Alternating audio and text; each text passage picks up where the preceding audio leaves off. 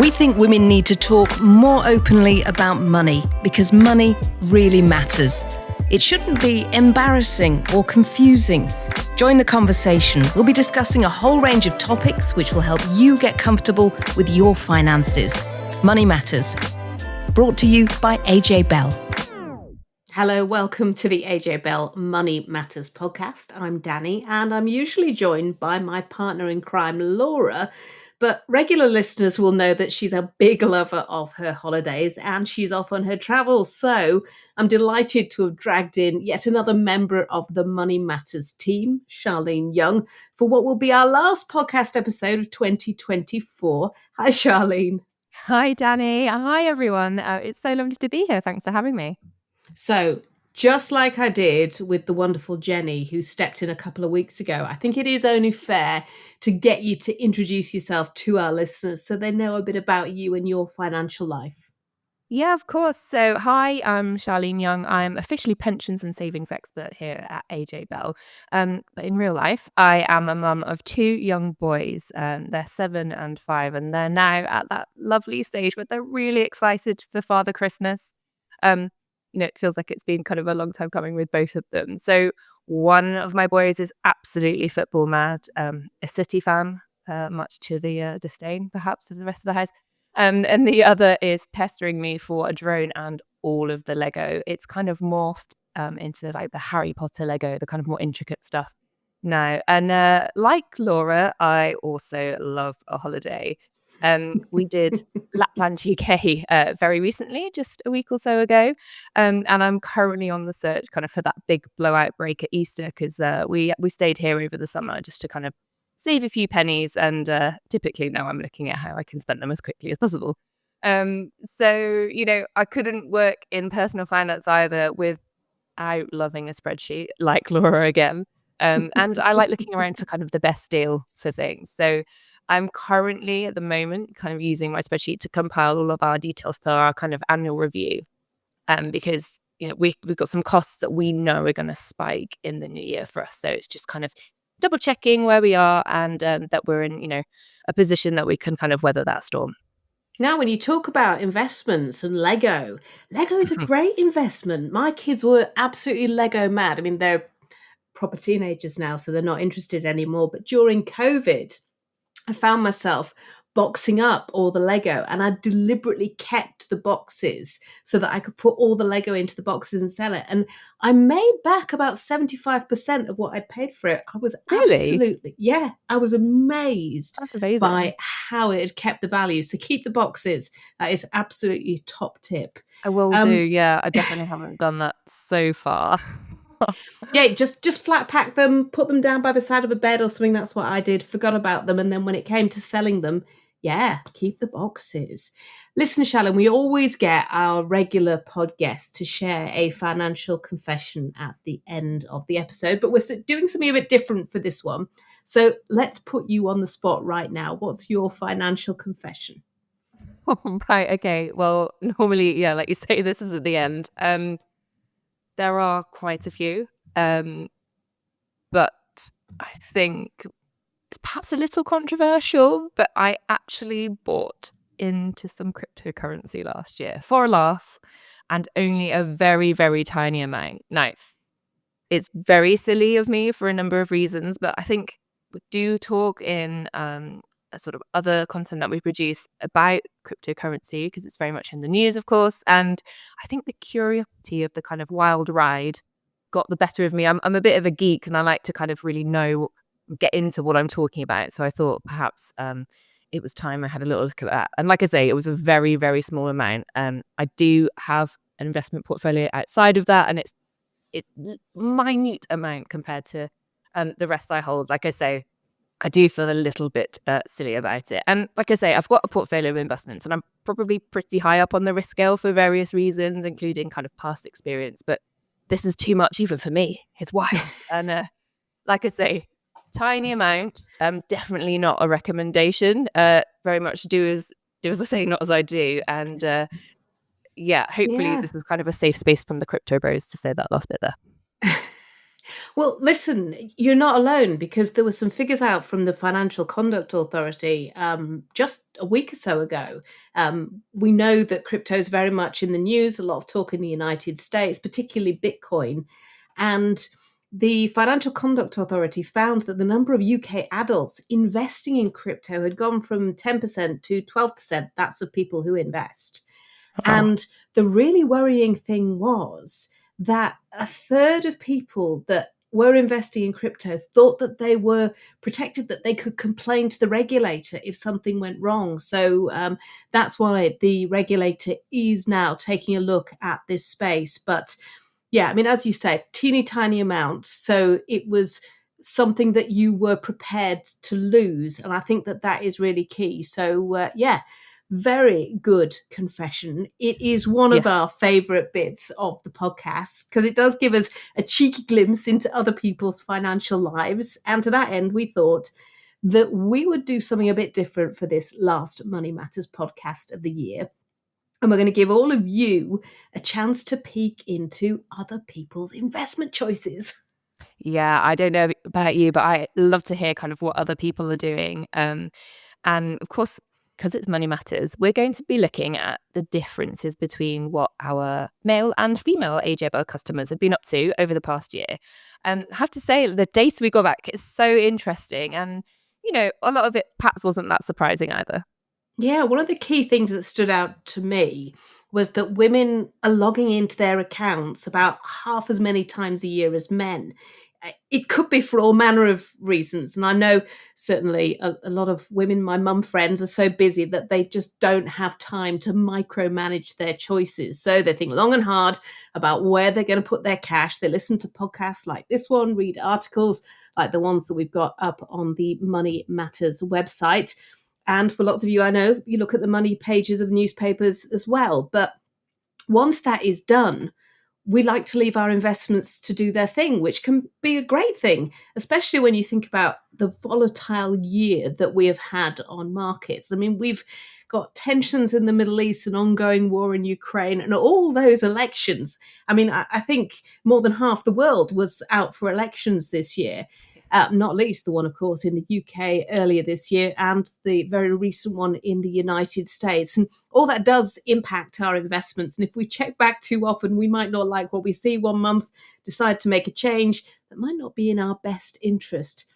That said, it is really important not to just forget about where we've got our money invested. We should check in at least a couple of times a year to make really informed choices about how our investments are doing and whether our money is working as hard as it should. And that is just as important for cash savings as it is for investments in the stock market. Yeah, absolutely. I kind of mentioned my kind of little review that we're going through sort of as a family as well. And like I said, apart from that kind of silly blip I confessed to before, it's true that kind of most people will get the most out of investments by not tinkering away, kind of, or chasing the next big thing and over trading. So yeah, that's why my confession was kind of very out of character, because I'm definitely a person who kind of buys and holds investments and tries to stick to that long run path where I can. So that's the happy byproduct, I guess, of the fact that women are logging in less to their accounts, less to kind of worry about. Maybe that they're not worried about that day-to-day noise and they're in it for the long run once they've taken that step into investing. And they are also placing less deals than men on our platform, which means, like I say, less dealing charges and saving money on those costs of investing. And that's always a good thing, really. So on the flip side, I suppose you could say women could potentially be missing out on some investment opportunities, but just because men are trading more doesn't mean they're actually catching those good ones. So I don't know if you kind of heard the phrase "buy the dip," but kind of when markets are jumping up and down, quite volatile day to day, some companies can find the individual share price can fall quite considerably in a day, kind of way below their moving average. So moving average, kind of technical term there, that's the average a stock trades at over the year if you kind of smooth it out over a graph. Again, a bit technical, but if we kind of put it into context, Black Friday sales obviously recently. So let's say you've bought a pair of amazing boots in the Black Friday sale, then once that's closed, they go back up to the price they've been for the past year or so. And yeah, you're probably pretty happy you managed to bag them in the sale. you don't think they're necessarily worth less because you paid less for them. So kind of share prices in companies can fall not because of actually anything the company itself has done. Obviously, you are at the mercy of that individual company when you're buying a share. But it could just be because another company in the same sector has put out some bad news, and that has kind of pulled the rest of the sector down. So what that can do for those kind of good companies is really create an opportunity of buying those shares for a kind of really good price. But again, it does require a bit of time and effort to look at that sector and the companies in it if you're interested in that. And one of the reasons that could be behind the fact that women are placing less trades than men is because women are generally less into dealing accounts. So, buying individual shares in individual companies, much preferring pensions, ISAs, and lifetime ISAs. And with those last two, it could be because we really, really, really like the benefits that we get from those kind of accounts. Both are excellent, what we call tax wrappers, which means that we don't pay tax on any investment gains in the same way that we do on dealing accounts once you hit a certain threshold. And it's something a lot of us have had to think about when it comes to our cash savings too, because interest rates have been much higher over the past couple of years than they've been since 2008. In fact, some research that we did back in the autumn showed the number of people having to pay tax on their cash savings will have almost doubled over the 2 years to next April when the financial year ends. Remember, the personal savings allowance, that's the amount of interest you can earn without paying tax, is £1,000 for basic rate taxpayers, £500 for higher rate taxpayers, and nothing if you're an additional rate taxpayer. So it is really, really, really worth making sure that you use up your ISA allowance. That is £20,000 that you can wrap up every year. But just remember, if you're also using a lifetime ISA, then that allowance is for both products. So just be aware of that. Yeah, and just kind of while you're talking about cash there, going back to our data, it does show that women do have a bit more cash in than their male counterparts on our platform, which is really worth thinking about. Because if you want to make your money really work for you, especially as interest rates are starting to fall now, and because although our platform has a cash savings hub part, if that is of interest, for the most part we help people invest. So sitting in cash on an investment platform in a lovely tax wrapper, it is fine if you're just kind of taking a beat and thinking about what you're going to invest in, but really make sure you don't leave it there long term and kind of forget about it. I think another thing, just kind of scrolling through the data that's kind of popped out to me is, well, women have a smaller percentage of individual shares in their portfolios, so their investment baskets, if you like. We do love a fund. So Laura did write a great article back along about how to be a lazy investor, which you can find on the Money Matters website in that article section, and how getting a fund manager to do the work for you can be like a brilliant option, especially if you're time poor, as many of us are, or you're not quite sure where to start. So a fund, it's known in the industry as a pooled investment. So real speak, I like to think of it as like a shopping basket of all sorts of different investments, and you can get different flavors and different types. So you can get a multi-asset fund. So just as it kind of says on the tin, that has lots of different types of assets in the fund. So assets are things like shares, bonds, gold, and yes, even a bit of cash as well. So that one fund, that one basket has lots of different assets in it. Then there's also funds that aren't kind of actively managed by a fund manager, but instead track a particular index or part of the stock market, let's say the whole global stock market, or just one of the indexes in the UK. And though these tracker funds are really high on the list of funds held and bought by both men and women in our customer base, and that's kind of for good reason, as they often help you get kind of invested at a low cost. You can also track certain sectors if you want to get kind of fancy. So let's say technology.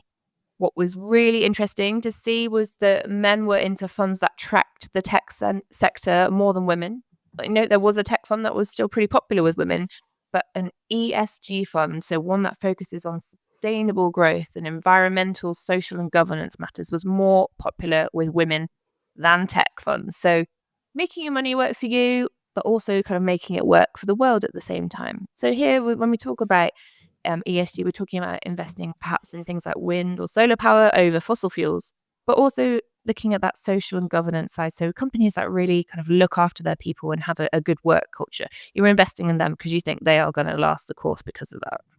And you can see a bit of a split as well between men and women by looking at the shares that they're buying in individual companies. Yeah. So men are more likely to be buying Tesla and MicroStrategy, the tech company that's been in the news. We were talking about crypto earlier. Well, that's been in the news because it's been buying up a lot of Bitcoin alongside being a software company. Now, both of those companies are run by men who are outspoken, not afraid to stick their necks out and take risks. I think that's fair to say, don't you, That's Elon quite a Musk? diplomatic way of putting it, Danny. Well done.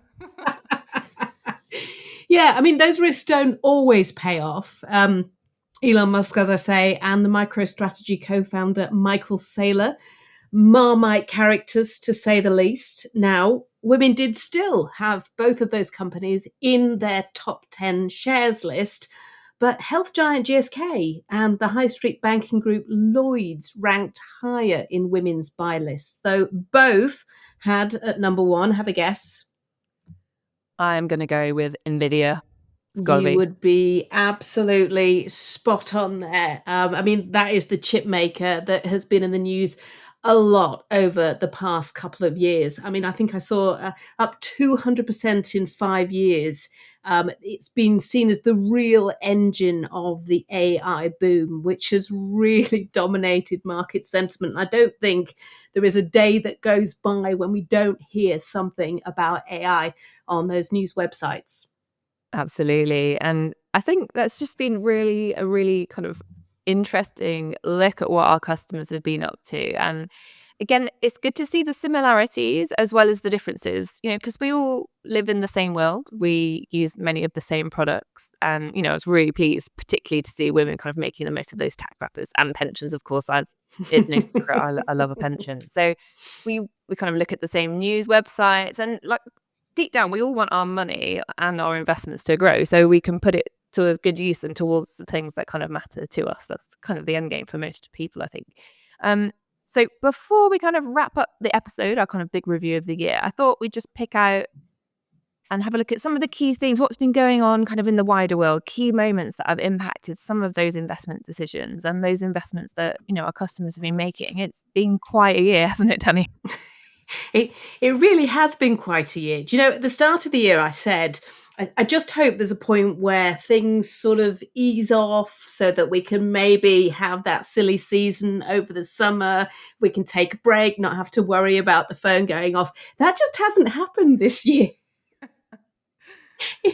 It's been absolutely bonkers. But I did mention that AI has been one of the huge market drivers, particularly chip makers. So I'm not talking about French fries. I am talking about those semiconductors, those teeny little pieces which are full of information technology. They make things work. And there's been so much movement on the AI front. And I have to say, I challenge anyone to say that they haven't interacted in some way this year with AI in their day-to-day lives. I mean, from doing really mundane tasks at work to helping you with your purchase. I know a lot of retailers now are using AI to sort of tailor the kind of ads that you see and tailor what you see in that ad to make sure that it is absolutely what you are looking to buy. I mean, AI is absolutely everywhere. And as I say, those chips, they're being called the pickaxes used to mine the gold in this gold rush, because gold now is technology. And for lots of companies, and Nvidia in particular, it is proving hugely lucrative. Now, there are a few things that are really worth considering, because I spoke earlier about elections. Well, the return of Donald Trump to the White House is expected to come with more than a few interesting moments when he stands at the podium. And I wonder whether or not we will get the sort of repeat of that inject yourself with bleach thing. I mean, some of the stuff that he says is just completely out there, but he's secured a second term as president. And one of the things that he has said is that he absolutely loves tariffs. So there are concerns that potentially we could see trade wars, and chips and chip companies are already being drawn into the battle, particularly between China and the United States. And then there's the type of chip that some of these chip makers are making, because it was only a few years ago, and I'm sure a lot of people, they might have a computer in front of them. It might have a little sticker that says Intel on it. And a few years ago, Intel was one of the most valuable tech companies, a huge chip maker.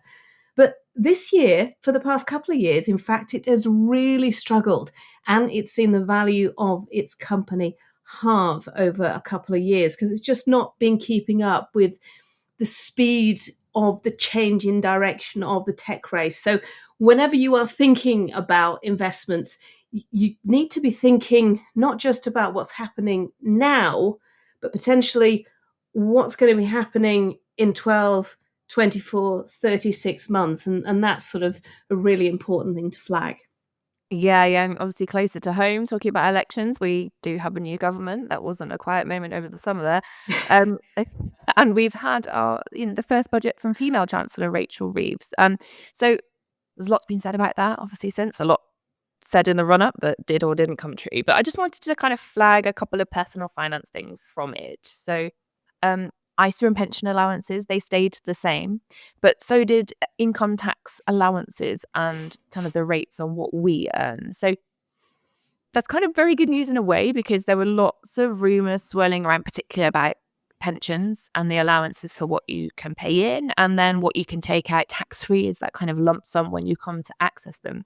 And there was a lot of talk about that being changed. So good news that it wasn't for kind of people's long-term retirement plans. But, the kind of tax allowances and everything being frozen does mean that more of us are getting dragged into those higher tax plans as time goes on. You mentioned the personal savings allowance before, and more people paying tax on their savings, for instance. This is income we're talking about here and earnings, but the same kind of principle is applying, people getting dragged into those rates. So what we have kind of called the big freeze is due to end in 2028 at least, although that's still some way off, looking at the fact we're in 2024. The tax you pay on investment profits that aren't wrapped up in those ISAs and pensions, that also went up. But it kind of shows what a good decision those tax wrappers are, and makes them kind of a bit more valuable when you're perhaps choosing which account to go for. There were also changes to inheritance tax that have taken up a lot of the headlines, even though they might not affect all of us, or the loved ones we kind of plan to leave any money to. One thing I will say on this is please, please, please make a will. I was looking at something else the other day. Over half of British adults haven't made a will, and it's vitally important. Even if you're just starting out on your investment journey and you think, oh, inheritance tax, all of that's not for me to worry about. It's so important that you let people know kind of what your wishes are. So please, if you can, make that maybe one of your New Year's resolutions. That is a really good tip. And I must admit, once my first child was born, that was the sort of impetus for me to get up and make a will. But I was also thinking, when you think about all the different accounts that you have and all the different passwords associated with those, and how many of your loved ones actually know where you've got money invested. So I think it is really important, if you are making a will, that you also sort of jot down, not the passwords, obviously, you don't want those hanging around, but to jot down what people should be looking for. What you have. Yeah, absolutely. We don't necessarily have those big paper filing cabinets anymore, which helped me in some situations I've had to deal with family. But yeah, so everything's on our phone now. Yeah, that's it. Because it used to be that, my dad died and we did exactly that. We went through the filing cabinet and we pulled out all the letters. We knew where everything was. You don't get those letters to file anymore. It's all paperless. So just make sure that you do somewhere have a record of those things, because otherwise, your loved ones could be missing out on money, which potentially that they could have coming to them, which is really worth thinking about. You were just talking about the budget. I think when we're talking about investments and we're talking about jobs at the moment as well, one of the big things which came out of the budget were changes to the national insurance contributions that employers have to make. And I'm sure you've all seen it. We've had business after business, particularly in the retail and hospitality sector, coming out and saying that these increases coming so fast, such a big change, particularly for companies that employ people on a part-time basis who are maybe now being dragged into paying national insurance for the first time. At least their employers are, because of course this isn't impacting us, the employees, but it is likely to impact us in terms of the amount of wage increase that we might get. It's also potentially likely to impact us in terms of price rises.